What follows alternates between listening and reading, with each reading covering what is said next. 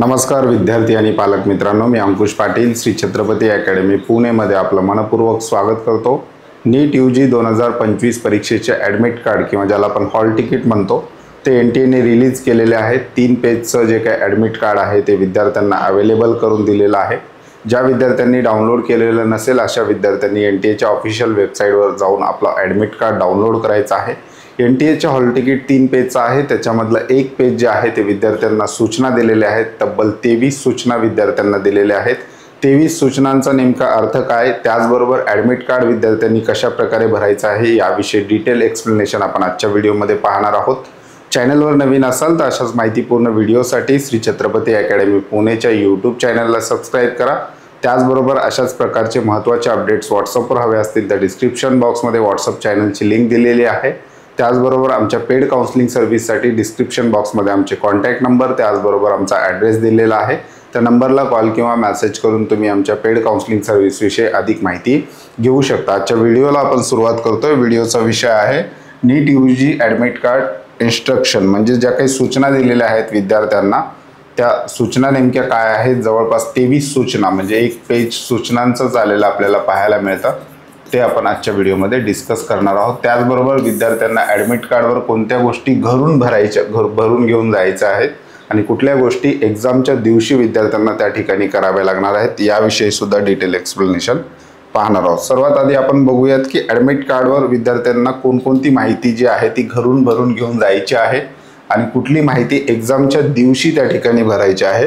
विद्यार्थ्याच्या ॲडमिट कार्डचं हे पहिलं पेज आहे। या ठिकाणी विद्यार्थ्याचा फोटो आलेला आहे, त्याचबरोबर या ठिकाणी साईन आलेला आहे, त्याचबरोबर या ठिकाणी बारकोड आलेले आहेत आणि विद्यार्थ्यांनी जी काही ॲप्लिकेशन फॉर्म भरत असताना जी काही माहिती दिलेली आहे त्या माहितीच्या आधारे वरचा हा डाटा त्या ठिकाणी आलेला आहे।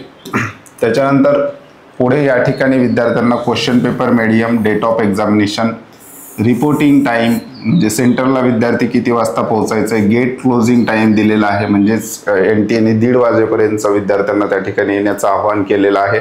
1:30 नंतर एखादा विद्यार्थी त्या ठिकाणी पोहोचला तर त्याला कुठल्याही परिस्थितीमध्ये एक्झाम देता येणार नाही, अशा प्रकारच्या सुद्धा सूचना केलेल्या आहेत। त्याचबरोबर एक्झामचा टाइम, टेस्ट सेंटर नंबर, त्याचबरोबर विद्यार्थ्याचा टेस्ट सेंटर नेम, म्हणजेच विद्यार्थ्याची परीक्षा नेमकी कुठल्या सेंटरवर होणार आहे त्याचं नाव दिलेलं आहे। त्याचबरोबर विद्यार्थ्याचा टेस्ट सेंटर ॲड्रेस सुद्धा या ठिकाणी दिलेला आहे। NTAने लवकर ॲडमिट कार्ड जाहीर करण्याचं, म्हणजेच नियोजित जी वेळ होती, म्हणजे आज ॲडमिट कार्ड येणं अपेक्षित होतं परंतु कालच जाहीर केलेलं आहे। विद्यार्थ्यांना नियोजित वेळेपेक्षा अगोदर NTAने ॲडमिट कार्ड दिलेलं आहे आणि त्यांनी सांगितलेलं आहे की विद्यार्थ्यांनी आपलं जे काही टेस्टचं सेंटर आहे की त्याचं लोकेशन विद्यार्थ्यांनी एकदा व्यवस्थित तपासून घ्यायचं आहे आणि सेंटरची माहिती विद्यार्थ्यांनी व्यवस्थित घेऊन आपल्या प्रवासाचं नियोजन त्या ठिकाणी करायचं आहे। आता बऱ्याचदा काय होतं की पुणे, मुंबई, नागपूर सारख्या मेट्रो सिटीमध्ये एकाच नावाच्या 3 ते 4 स्कूल असलेल्या सुद्धा आपल्याला पाहायला मिळतात।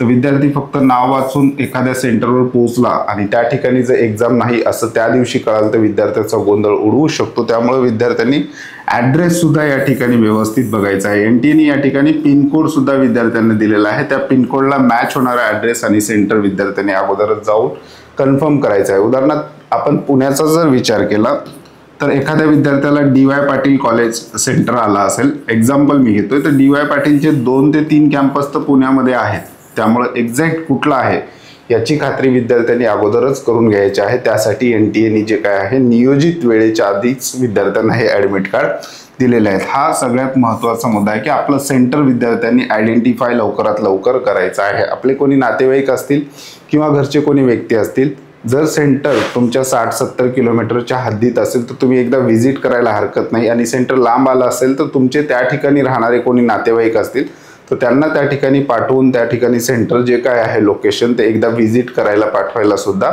हरकत नाही। त्यामुळं एक्झामच्या दिवशी जो काही गोंधळ उडणार आहे तो थोडासा कमी होणार आहे। आता या ठिकाणी खाली सेल्फ डिक्लेरेशन दिलेलं आहे, ह्यामध्ये काही भाग विद्यार्थ्यांना घरूनच कंप्लीट करून जायचा आहे आणि काही भाग एक्झामच्या दिवशी त्या ठिकाणी हे करायचा आहे। या ठिकाणी पहिला जो बॉक्स आहे कॅन्डिडेट फोटो, आणि हा जो काही फोटो आहे त्यांनी सांगितलेला आहे same as uploaded on the application form to be affixed before reaching the centre, म्हणजे नीट UGचा ॲप्लिकेशन फॉर्म भरत असताना जो फोटो दिलेला आहे अगदी तशाच प्रकारचा फोटो तुम्हाला या ठिकाणी पासपोर्ट साईज जो काही फोटो आहे तो घरूनच फिक्स करून जायचा आहे.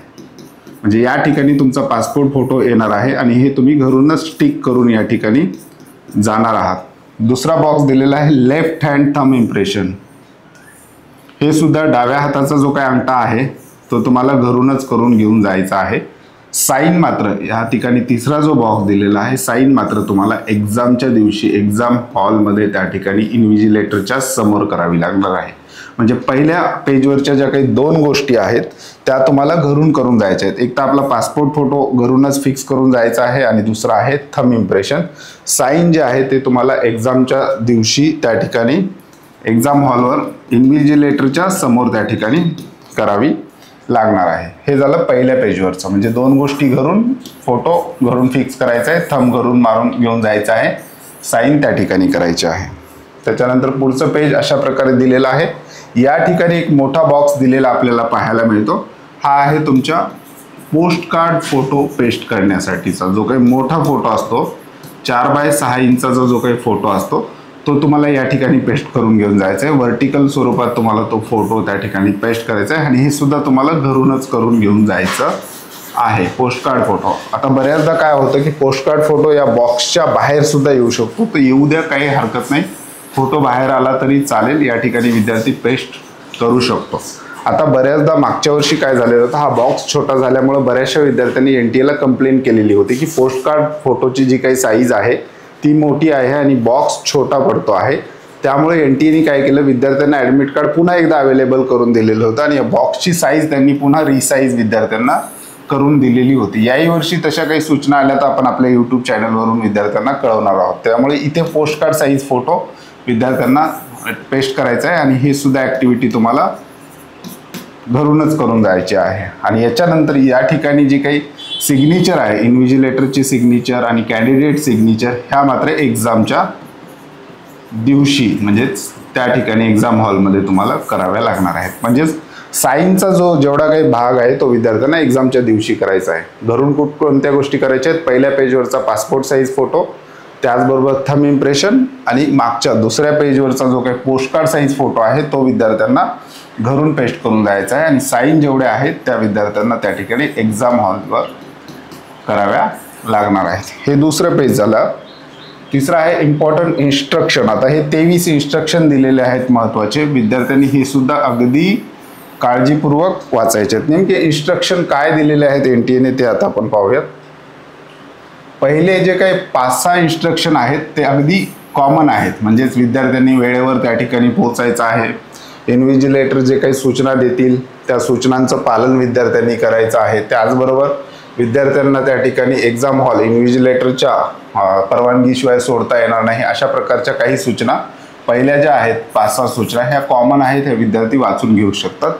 महत्त्वाची एक सूचना आहे की या ॲडमिट कार्डचं जर आपण फ्रंट पेज बघितलं किंवा पहिलं पेज बघितलं तर पहिल्यांदा असं आपल्याला लिहून आलेलं आहे प्रोव्हिजनल, या ठिकाणी लिहिलेलं आहे ॲडमिट कार्ड प्रोव्हिजनल. म्हणजेच विद्यार्थ्यांना असं वाटतं की आणखी एखादं फायनल ॲडमिट कार्ड येऊ शकतं का, तर हे प्रोव्हिजनल का लिहिलं याविषयी सुद्धा NTA या ठिकाणी खुलासा दिलेला आहे. NTA ॲडमिट कार्ड, विद्यार्थ्याचं ॲडमिट कार्ड कुठल्याही क्षणी कॅन्सल करण्याचा अधिकार आपल्याकडे राखून ठेवलेला आहे. म्हणजे एक्झाम सेंटरवर एखाद्या विद्यार्थ्याचं काहीतरी ॲक्टिव्हिटी त्यांना चुकीची वाटली असेल किंवा एखादा विद्यार्थी कुठली तरी अनफेअर मीन्स ज्यांनी ते ठरवून दिलेले आहेत त्या व्यतिरिक्त जे अनफेअर मीन्स आहेत त्याच्यामधली एखादी गोष्ट विद्यार्थी करताना आढळला, चीटिंग करताना आढळला, तर जागेवर विद्यार्थ्याचं ॲडमिट कार्ड कॅन्सल करण्याचे अधिकार NTA आपल्याकडे ठेवलेले आहेत. प्रोव्हिजनल हा शब्द वापरून NTA आपल्याकडचे अधिकार वाढवलेले आहेत. कुठल्याही विद्यार्थ्याचं ॲडमिट कार्ड जर रिझन व्हॅलिड असेल तर NTA जागेवर रद्द करू शकतं आणि त्या ॲडमिट कार्डची व्हॅल्यू 0 करू शकतं. त्यामुळे त्यांनी त्या ठिकाणी प्रोव्हिजनल असं लिहिलेलं आहे. बाकी नवीन ॲडमिट कार्ड किंवा हे फायनल ॲडमिट कार्ड विद्यार्थ्यांनी समजावं. नवीन ॲडमिट कार्ड त्याच कंडिशनमध्ये येऊ शकतं जसं मी अगोदर सांगितलेलं. जर तुमचा पोस्टकार्ड साईज फोटो त्या ठिकाणी बसत नसेल तर त्याचा बॉक्स ते वाढवून देऊ शकतात. आता बऱ्याचदा काय होतं की विद्यार्थ्यांनी आज ॲडमिट कार्ड डाउनलोड केलं किंवा कालच काही विद्यार्थ्यांनी ॲडमिट कार्ड डाउनलोड केलेलं असेल. समजा NTA ला वाटलं ते ॲडमिट कार्डमध्ये आणखी काही चेंजेस करायला पाहिजेत तर NTA त्या ठिकाणी करू शकतात, तशा प्रकारची नोटीस सुद्धा काढू शकतात.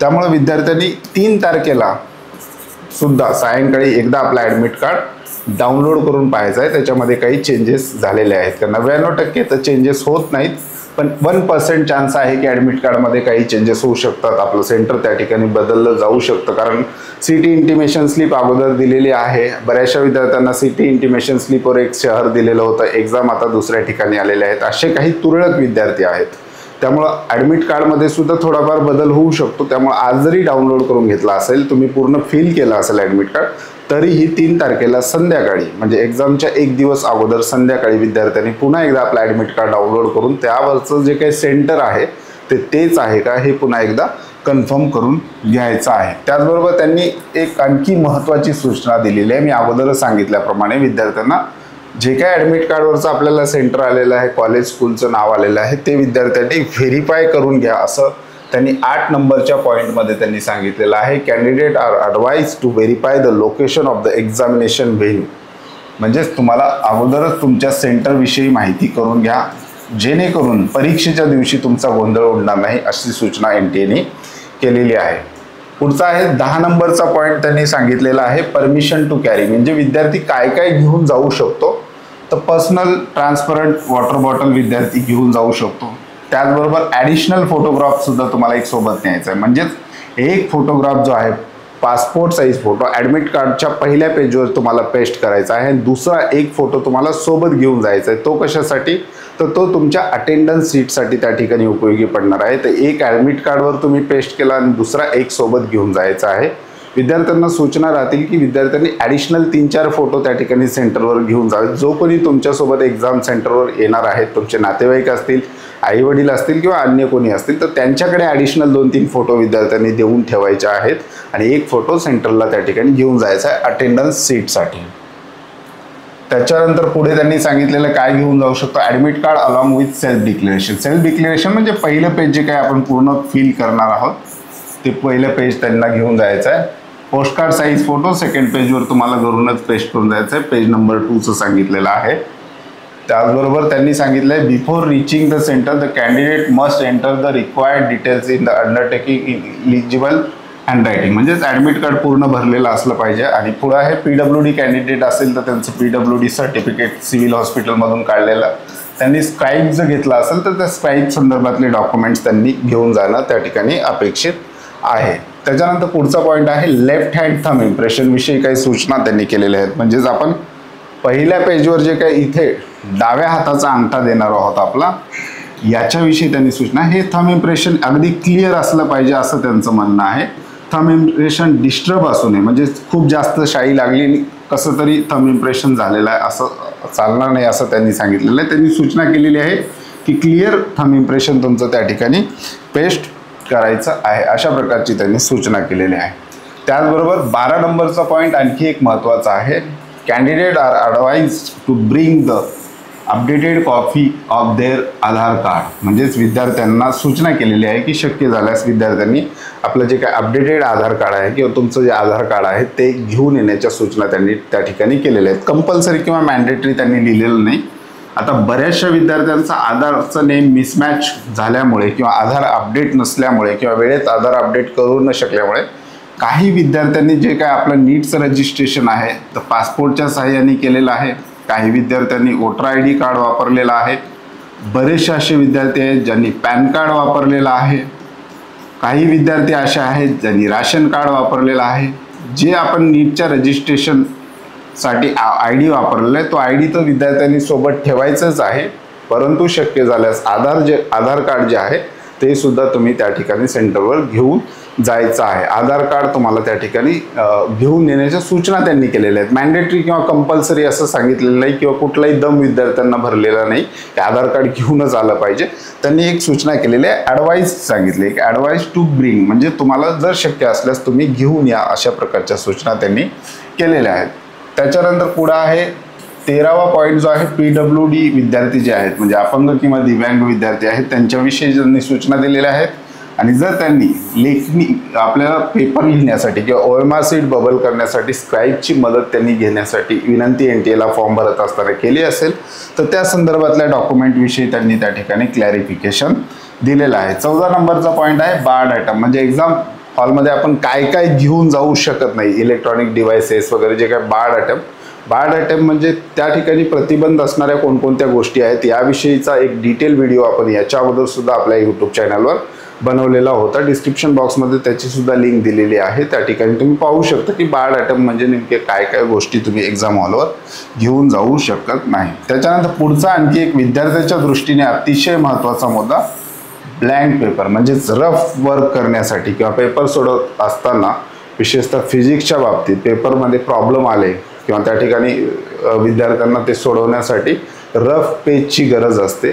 तर ते रफ पेज किंवा ज्याला आपण ब्लँक पेज रफ वर्क करण्यासाठी विद्यार्थ्यांना मिळणार आहेत का, तर विद्यार्थ्यांना कसल्याही प्रकारचं ब्लँक पेज किंवा रफ पेज जे आहे त्या रफ वर्कसाठी दिलं जाणार नाही. जे काही क्वेश्चन पेपर बुकलेट दिलेलं आहे त्याच्यामध्ये जी काही जागा आहे त्याच ठिकाणी विद्यार्थ्यांनी आपलं रफ वर्क करायचं आहे. अशा प्रकारच्या सुद्धा सूचना ॲडमिट कार्डवर दिलेल्या आहेत. त्यानंतर OMR सबमिशन विषयी त्यांनी काही सूचना केलेल्या आहेत 17 नंबरच्या पॉईंटमध्ये, की विद्यार्थ्यांनी आपलं OMR व्यवस्थित चेक करून घ्यायचं आहे. त्याचबरोबर त्याच्यावर इन्व्हिजिलेटर जे कोणी असतील त्यांची साईन घ्यावी लागणार आहे, ती आहे का बघायची आहे. आणि OMR एक्झाम झाल्यानंतर OMRचं व्यवस्थित सबमिशन करायचं आहे. अशा काही सूचना त्यांनी OMRच्या बाबतीत केलेल्या आहेत. त्याच्यानंतर पुढचा महत्त्वाचा पॉईंट आहे बायो ब्रेक. म्हणजेच एखाद्या विद्यार्थ्याला एक्झाम सुरू झाल्यानंतर बाथरूम किंवा वॉशरूमला जायचं असेल तर तशी सुविधा आहे का, तर पहिला एक्झाम सुरू झाल्यानंतर पहिला 1 तास तर विद्यार्थ्यांना हलता येणार नाही. म्हणजे साधारण 2 वाजता तुमची परीक्षा सुरू होईल, 3 वाजेपर्यंत विद्यार्थ्यांना हॉल सोडता येणार नाही.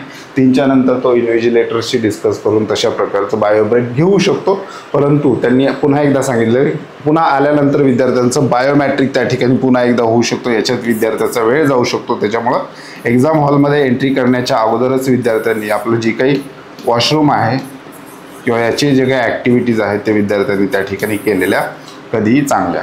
त्या ठिकाणी पुढं सांगितलं डबल बायोमॅट्रिक म्हणजे 18 जो विद्यार्थी अगोदर एक्झाम हॉलमध्ये आला त्या ठिकाणी चेकिंग झाली, बायोमॅट्रिक झालं, तो सीटवर बसला, पुन्हा एकदा तो बायो ब्रेकसाठी बाथरूम किंवा वॉशरूमला गेला, पुन्हा एक्झाम हॉलमध्ये आला, पुन्हा चेकिंग होऊ शकते, पुन्हा त्याचं बायोमॅट्रिक ते घेऊ शकतात. त्याच्यामध्ये विद्यार्थ्यांचा वेळ जाऊ शकतो. अशाही प्रकारची एक सूचना त्या ठिकाणी दिलेली आपल्याला पाहायला मिळते. आणि त्याच्यानंतर 21 म्हणजे AI ची सुद्धा मदत यावर्षी घेतली जाणार आहे. अशा बातम्या बऱ्याच दिवसापासून येत होत्या. नेमकं AI ची मदत काय घेणार आहे ते real time analytical tools, technology, map likely potential use to unfair means, checking paper म्हणजे विद्यार्थ्यांच्या ज्या काही हालचाली आहेत त्यासुद्धा कदाचित CCTV तर असणार आहेत. त्याचबरोबर AI ची मदत म्हणजे विद्यार्थ्यांच्या हालचाली, विद्यार्थ्यांवर बारीक लक्ष ठेवणं किंवा पेपर झाल्यानंतर विद्यार्थ्यांचा जो काही एक्झाम हॉलचा जो काही डाटा आहे तो सुद्धा सेव्ह करून घेणं, पुन्हा एकदा गरज पडली तर त्याची चेकिंग त्या ठिकाणी व्यवस्थित झाली पाहिजे. अशा प्रकारच्या वेगवेगळ्या टेक्नॉलॉजी वापरल्या जाणार आहेत यावर्षी, असं त्यांनी या ठिकाणी सांगितलेलं आहे. AIचा वापर म्हणजे नेमकं काय ते त्यांनी सांगितलेलं आहे. अशा प्रकारच्या काही महत्त्वाच्या सूचना NTAने आपल्या इन्स्ट्रक्शनमध्ये दिलेल्या आहेत. विद्यार्थ्यांच्या ॲडमिट कार्डवर विद्यार्थ्यांनी हे एकदम व्यवस्थित वाचून घ्यायचं आहे. आणि सगळ्यात महत्त्वाचं तुमचं जे काही ॲडमिट कार्ड आहे हे कलर, विशेषतः कलर प्रिंट तुम्ही काढणं गरजेचं आहे. ब्लॅक अँड व्हाईट सुद्धा चालणार आहे, परंतु कलर असेल तर आणखी जास्त बेटर. A4 साईजच्या पेपरवर तुम्हाला हे प्रिंट घ्यायचे आहे कलर. शक्यतो बॅक टू बॅक पेजची प्रिंट घेऊ नका, कारण तुम्ही इथे फोटोची पेस्ट करणार आहात. त्याचबरोबर थंब इम्प्रेशन सुद्धा तुम्ही देणार आहेत, तर थंबचे काही इम्प्रेशन बॅक साईडला सुद्धा दिसू शकतात. त्यामुळं मागचं पेज त्या ठिकाणी थोडंसं खराब वाटू शकतं. त्यामुळं सिंगल पेजवर एक पेज घ्या, कलर प्रिंट काढा. पहिलं पेज व्यवस्थित भरा, दुसऱ्या पेजला व्यवस्थित भरा, तिसऱ्या पेजला व्यवस्थित भरून त्या ठिकाणी तुम्ही स्टॅपल करून घेऊन जायचे. तिसरं पेज नाही नेलं तरी चालेल, कारण हे इन्स्ट्रक्शनचं पेज आहे. पहिले 2 पेज अतिशय महत्त्वाचे आहेत. तरी सूचना राहतील की तिसरंही पेज तुम्ही त्या ठिकाणी सोबत ठेवायचं. ॲडमिट कार्डची प्रिंट घेत असताना 2 ते 3 प्रिंट तुम्ही घ्या. एक एक्झामच्या दिवशी वापरण्यासाठी, एक्झाम हॉलमध्ये घेऊन जाण्यासाठी, आणि दुसरे 2 ॲडिशनल, कारण ॲडमिशन प्रोसेसला सुद्धा विद्यार्थ्यांना ॲडमिट कार्ड हे अतिशय महत्त्वाचं डॉक्युमेंट्स आहे. विद्यार्थ्यांना ते सांभाळून ठेवणं गरजेचं आहे. त्यामुळे 2 ते 3 प्रिंट ॲडिशनल तुम्ही त्या ठिकाणी काढून फाईलला सुद्धा लावून ठेवा. एक ॲडमिट कार्ड तुम्हाला एक्झाम सेंटरवर घेऊन जायचं आहे. जे कोणी तुमच्यासोबत येतील त्यांच्याकडे सुद्धा एक ॲडिशनल प्रिंट तुम्ही देऊन ठेवा, कारण त्या ठिकाणी काही अडचण आली तर लगेच तुम्हाला दुसरं ॲडमिट कार्ड त्या ठिकाणी तयार करायला वेळ मिळतो. त्या अगोदर जर पोहोचले त्या ठिकाणी फोटोग्राफर अवेलेबल असेल तर त्या ठिकाणी फोटो, थंब वगैरे अरेंज तुम्ही करू शकता. त्याच्यामुळं जे काही बॅकअप आहेत ते तुम्ही आत्तापासूनच तयार करून ठेवायला हरकत नाही. अशा प्रकारच्या महत्त्वाच्या सूचना विद्यार्थ्यांना दिलेल्या आहेत. या संदर्भात काही प्रश्न असतील तर तुम्ही कमेंट बॉक्समध्ये विचारू शकता. त्याचबरोबर अशाच प्रकारचे महत्त्वाचे अपडेट्स व्हॉट्सअपवर हवे असतील तर डिस्क्रिप्शन बॉक्समध्ये व्हॉट्सअप चॅनलची लिंक दिलेली आहे. त्या लिंकवर क्लिक करून तुम्ही सहज आमच्या व्हॉट्सअप चॅनलला जॉईन होऊ शकता. नीट UG 2025च्या पेड काउन्सिलिंग सर्व्हिसला आम्ही सुरुवात केलेली आहे. डिस्क्रिप्शन बॉक्समध्ये आमचे कॉन्टॅक्ट नंबर त्याचबरोबर आमचा ॲड्रेस दिलेला आहे. त्या नंबरला कॉल किंवा मेसेज करून तुम्ही आमच्या पेड काउन्सिलिंग सर्व्हिसविषयी अधिक माहिती घेऊ शकता. तुर्तास आजच्या व्हिडिओमध्ये आपण इथेच थांबतोय. पुन्हा भेटूयात आणखी एका नव्या आणि माहितीपूर्ण व्हिडिओमध्ये. धन्यवाद.